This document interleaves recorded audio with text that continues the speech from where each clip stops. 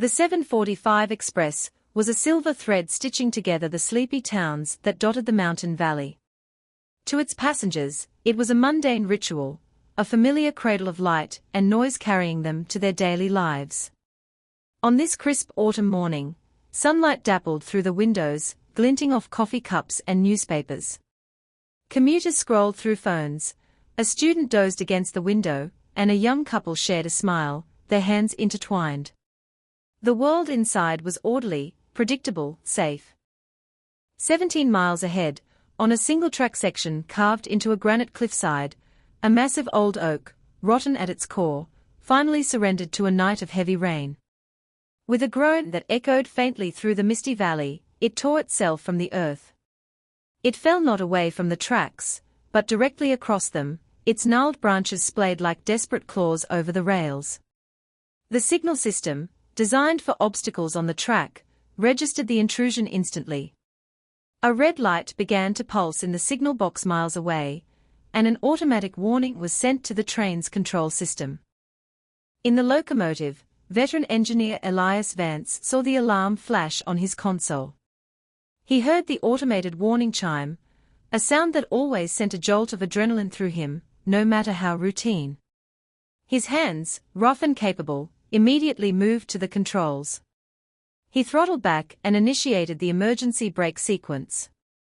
A shudder ran through the entire length of the train as the brakes engaged, a metallic scream tearing through the peaceful morning.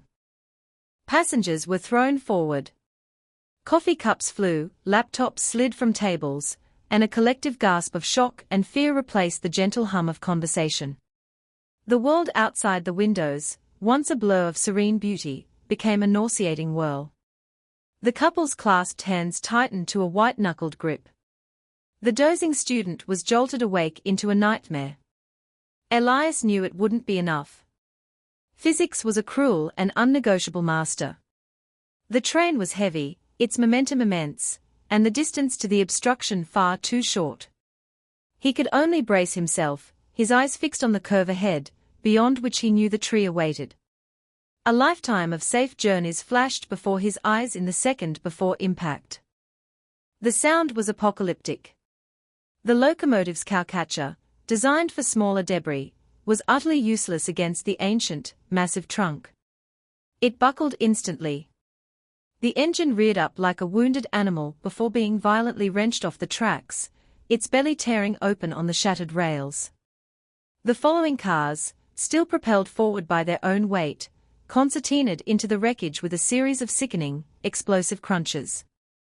Then, an eerie, deafening silence fell, broken only by the hiss of escaping steam and the faint crackle of sparks.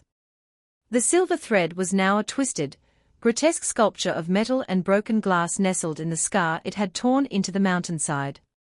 The quiet was quickly pierced by the first screams, a sound of pure, unadulterated terror and pain.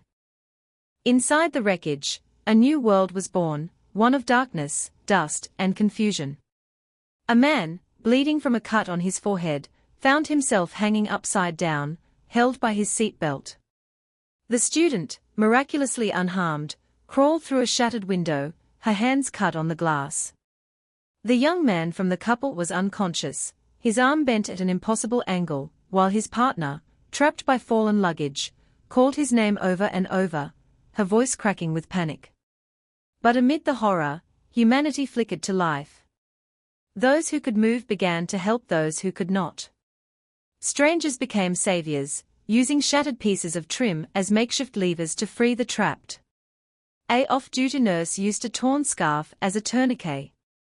The initial shock gave way to a desperate, collective will to survive. Within minutes, the first sirens could be heard wailing in the distance, growing steadily louder, a promise of help racing toward them. The valley, once so peaceful, was now flooded with the rotating red and blue lights of ambulances, fire trucks, and police cars. Rescue workers swarmed the site, their faces grim and determined as they assessed the monumental task ahead. By afternoon, the story was on every news channel, a national tragedy unfolding in real time. The town's community hall became a makeshift refuge for the survivors, a place of tears, frantic phone calls, and stunned silence. Investigators already swarmed the site, their eyes on the shattered tree, the torn metal, and the data recorders that would tell the technical story. But the real story was written on the faces of the survivors. It was a story of routine shattered in an instant, of the fragile line between a normal day and catastrophe, and of the profound resilience that emerges from the wreckage.